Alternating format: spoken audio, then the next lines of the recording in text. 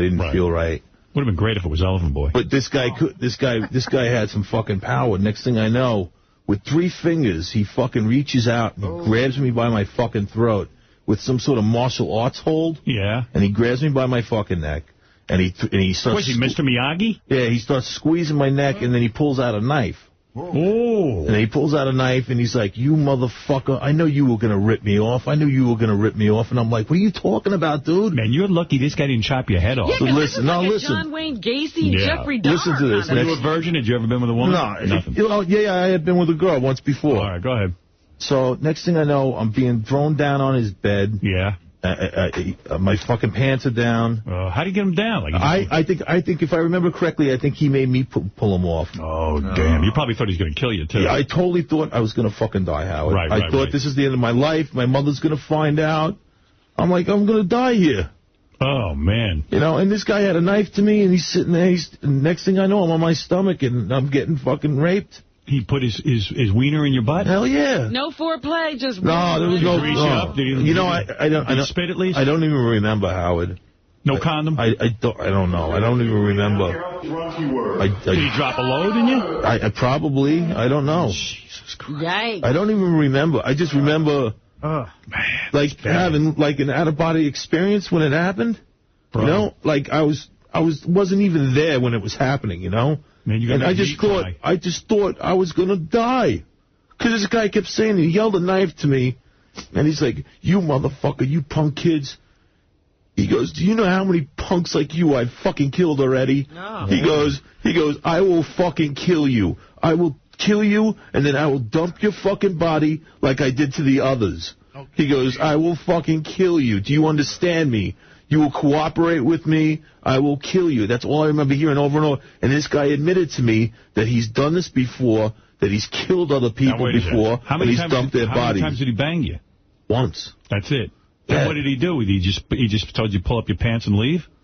Pretty much, man. You're lucky. And he's like, you know what? I'm going to let you go, man. I like you, man. I didn't resist or anything, and I'm pretty sure, if I remember correctly, I played along with it, you know? Right. But I had to survive. I thought I was going to die, man. Man, you're lucky. You're lucky. You're lucky. You're lucky you were a good lay, number one. And you've been keeping this a secret for how long? How long have you been keeping this a secret? 23 years. I never told anybody. It's the first time. Yeah. Hell, you tell people as a man that you've been raped in the ass, you know? Yeah, it's not your fault, though. Yeah, but still, it's a stigma that I know I'm going to catch shit from it from people, you know? No, you're not. And my family doesn't even know about this shit. I'm glad they don't have Sirius. You're lucky. Nobody listens to this crap anyway. Thank God. But I tell you, this guy...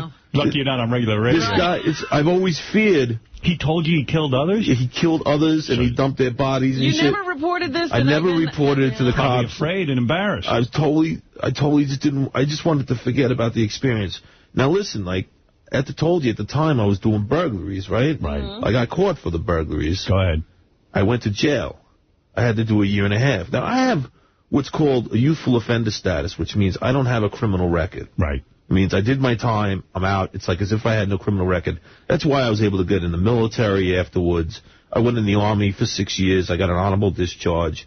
You know, I've lived a decent life, man, after that. I'm not the same. This is always haunted. You mean you got out of the burglary business and all that? Yeah, this is more than half a lifetime ago. I was a dumb, crazy, confused kid, you know, which I'm a dumb, crazy, confused adult right now, but... Were you ever raped again? No. That's it? No. Did you start to blame yourself and think you were gay or something? Yeah, of course. You get those feelings, man. You're like, oh, shit, you know, it's just, I don't even know how to explain it, man. It was just... But you've never been with another man? No. But what happened was... You ever have desires for another man? No. There's no way. This is what I started doing. Right. Because I was doing a lot of burglaries, but before I got arrested for the burglaries... actually, I got arrested for the burglaries, and then I got out on bail. And I was out on bail for about 1 year. So what I started doing... I was still criming, though. I was still out there doing shit. Right. So what I started doing, though, is I started going around by the Port Authority bus terminal, and that's... All these freaks all the time would come up to little kids, especially like I was a cute little kid. Right. So they would come up to me. So I would sit down at the Port Authority bus terminal, and I'd let them come up to me and be like, hey, you know, and they'd try to pick me up, and they think they're going to they want to blow me. Right. They want to go in an alley or a stairwell somewhere and blow me. Right. So I'd go along with them. And I'd go with them into the stairwell or into an alley somewhere. And as soon as I get them in there, I'd pull out a knife, put it to their throat, and say, give me all your fucking money. And I started robbing them. And now you feel bad about that because they weren't really going to hurt you, those guys. Maybe these guys weren't going to hurt me, but they wanted to go after a little kid, and get sex from a little kid. These are all older guys. So you're kind of like Batman in a way. Yeah, in a way. I'm being serious. Like Batman saw his parents get killed, so he got on the bat suit and he went after all the criminals. Yeah, you're like the sex crime avenger. You're like you go after guys who are trying to commit sex crimes. So I was out there, and I was doing that, but I was robbing them, and I was stealing their money, and I didn't give a shit, and I probably did it to about 10 or 12 of them. Wow. That, this is the kind of life I was living, man. That's a fast life where you're out there. When you see John Hine in the halls, do you get like... Yeah, do I get flashbacks? Do you shudder? Can you work with John? Can you work with John Hine? Because we might have to dismiss him. I could work with him, man. All right, that's cool. But yeah, so I robbed a lot of these guys, Did you give their money to charity? No, I gave it to the drug dealer. Right. But then you really would be like Batman. Yeah, right. So I went to prison, right? Yeah. Now I'm up in jail. This is about 2.5, 3 years. This is about 3 years after the rape, maybe. You see the guy in prison? Yep. You're kidding. Yep. What happened? Nothing. I couldn't do anything. I couldn't touch him. You know why? Why? Because he was working there. He was like a corrections officer? No, but he was working there in a certain capacity at the prison. Oh, man. Ooh. Yeah. He didn't recognize me either. But he started telling a story about how he would get girls drunk and take advantage of them. And I'm saying to myself, this guy's telling a bullshit story. Scumbag. This guy's doing it to guys, but he's twisting it around. And saying it's girls. It was a drug counselor. It was a drug and alcohol counselor at the prison. So maybe you should become a drug and alcohol counselor and set things straight. I would like to see this guy get busted or investigated personally. Maybe you should talk to the police about it. Seriously. Maybe you should. This guy's got bodies in his past. What he did to me was so violent. And it wasn't his first time doing it. I think you should tell the authorities. It totally was not his first time. Do you think you should tell the authorities? Yeah. Well, the thing is that the statute of limitations... There is no statute of limitations on murder. But on you, I'm talking about your particular crime, there's a statute of limitations. Correct. But this guy admitted to murder? This guy probably was talking a bunch of crap. He probably raped a lot of people. I don't know. Who knows? If he's still in the system and he's still working for the government, yeah, he should be turned in. Yeah, Andrew, you're on the air. Go ahead. I gotta be the man, you the one, you the man. Hey, I know Joey Boots from back in the day. He was asking for it. He used to walk around with a bar of soap in his pocket. There's the crap you're talking about. See, this guy says you were asking for it. That's the way it goes. Toby, you're on the air. Yeah, Toby.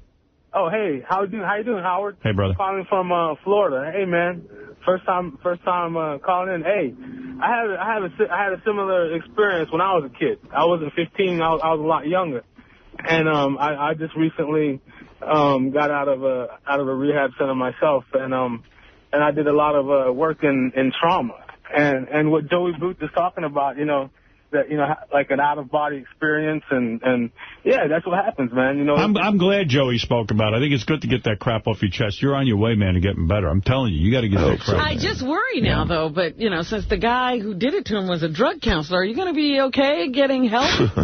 You know what, Robin? I just shed tears over it, but you know what? It's something I've never really talked about before, but I've learned to live with it and forget about it in a way, Like, I just really, it doesn't bother me like it did back then. Well, yeah, it's so long, so many years have gone by. I hope the drug counselor where you're going doesn't rape you. Right, but a lot of times there's something... Unless it's a she. Yeah, then it'll be okay. When you try to repress it and just forget about it, it comes out in other ways, like you're drinking and drugging and... And I bet you're right. Hey, you're like Dr. Phil, Robin. Oh, stop it.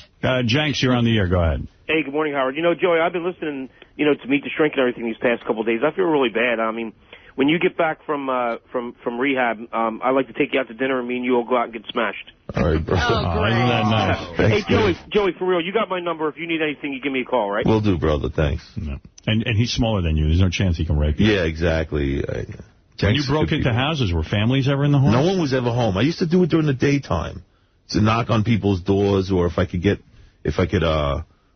a lot of sometimes pre-planning. I'd get the phone numbers for certain houses that I want to hit. Right. And then I'd call up the houses to see if anybody was home, and then I'd go hit them, and I'd usually go in, like, basement windows. I'd push them in. What could you get out of the house? I was called they called me the Stuff Your Pockets burglar. Yeah. Take jewelry,